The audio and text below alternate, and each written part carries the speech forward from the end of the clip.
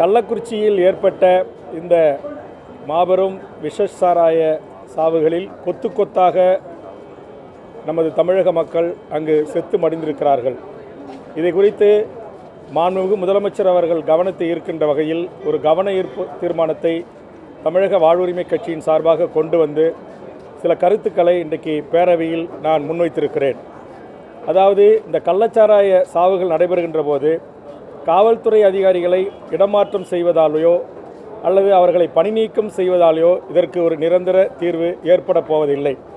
குறிப்பாக காவல்துறையினர்களுக்கு பணிச்சுமை அதிகமாக இருக்கிறது, அது எந்த துறையாக இருந்தாலும். ஆதலால் முதலில் அரசுகள் அந்த காவல்துறையில் இருக்கிற கடநிலை காவலர் தொடங்கி டிஜிபி வரையிலான அனைத்து காவலர்களுக்கும் அவர்களுக்கு தேவையான அனைத்து அடிப்படை வசதிகளையும், குறிப்பாக அவர்களுக்கான சம்பள உயர்வுகள், அது நீங்கள் 5 மடங்கு கொடுங்க, 10 மடங்கு கொடுங்க.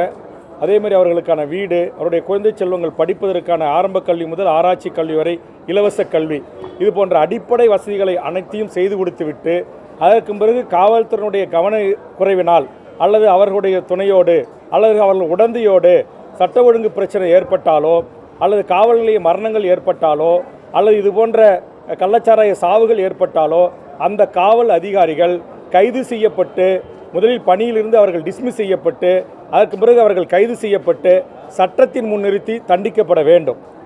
இதுதான் இதற்கான நிரந்தர தீர்வு. சரி, இது போன்ற சம்பவங்களுக்கு காவல்துறையை மட்டும் நம்ம பொறுப்பாக்கிட்டு மற்றவர்கள் அனைவரும் தப்பித்துக் கொள்ளலாமானா அது கூடாது. அதனால தான் இன்றைக்கு சட்டப்பேரவையில் முதலமைச்சருக்கு கோரிக்கை வச்சிருக்கிறேன். அந்த பஞ்சாயத்து மக்களால் தேர்ந்தெடுக்கப்பட்ட பஞ்சாயத்து தலைவர்கள் தொடங்கி அந்த பகுதியினுடைய வருவாய் விஓ என்று சொல்லக்கூடிய கிராம நிர்வாக அலுவலர், வட்ட ஆய்வாளர், தாசில்தார், சட்ட ஒழுங்கு பார்க்கின்ற கோட்டாட்சியர் அனைவரும் இதற்கு பொறுப்பாற்க வேண்டும்.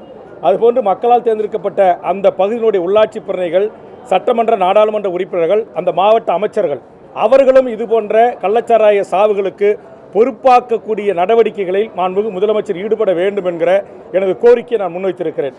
அப்போதுதான் இந்த தொடர் கள்ளச்சாராய சாவுகள் நடைபெறும். காரணம், 2001 என்னுடைய தொகுதியிலே 52 பேர் இருந்தார்கள். ரெட் ஹில்ஸ் பகுதியிலே 30 பேர் இருந்தார்கள். ஒவ்வொரு ஆட்சி காலத்திலும் 50 பேர், 30 பேர், 80 பேர் என்று மனித உயிர்கள் மிக மோசமாக சாகடிக்கப்படுகிறது. ஆனால் இதற்கு காரணமானவர்களை அந்த நேரத்தில் மாற்றம் செய்வதும் சஸ்பெண்ட் செய்வதோடு இது நின்று விடுகிறதை தவிர இதனுடைய அடி வேறு ஆழம் எங்கிருக்கிறது என்பதை கண்டுபிடித்து அரசு கடுமையான நடவடிக்கை எடுக்க வேண்டும்.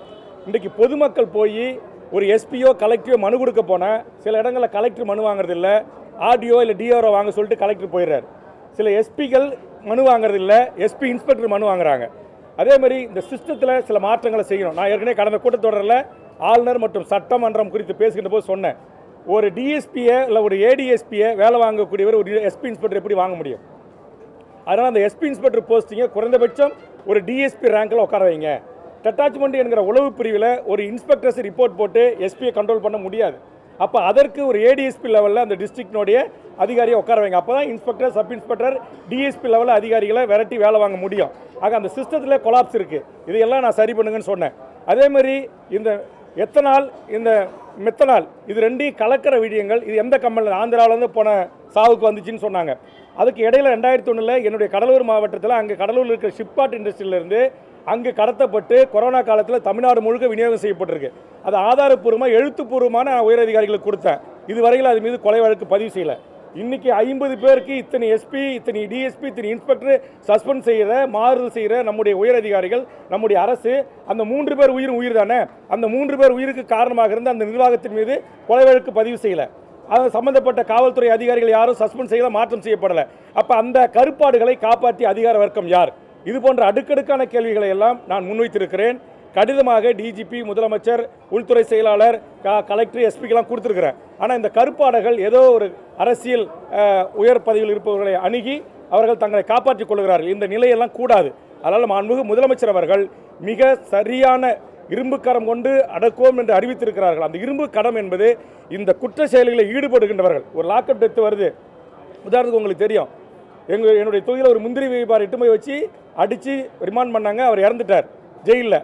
அவரை கொண்டு வந்து வச்சு உடலை 1 மாதம் வச்சு போராடி ரீபோஸ்ட்மார்ட்டம் வாங்கி உயர்நீதிமன்றமும் மனித உரிமை ஆணையம் காவல்துறையுடைய துன்புறுத்தலால் அடித்தால் தான் அவர் இறந்திருக்காருன்னு ரிப்போர்ட் இருக்குது. ஆனால் இன்று வரையிலும் அந்த காவல்துறை அதிகாரி சட்ட ஒழுங்கிலே இருக்கிறார் அதே மாவட்டத்தில்.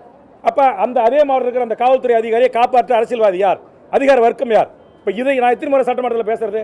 ஆக முதலமைச்சர் அவர்கள் கடுமையான நடவடிக்கைகளுக்கு உட்படுத்தணும். அது யாராக இருந்தாலும், அது எந்த அரசியல் கட்சி பிரமுகர், எம்எல்ஏ, எம்பி, மந்திரி யாரும் என்று பாரபட்சம் இல்லாமல் இது போன்ற கொலைகளுக்கு 50 உயிரின சாதாரணமா? இன்னும் 116 பேர் சிகிச்சையில் இருக்கிறாங்க.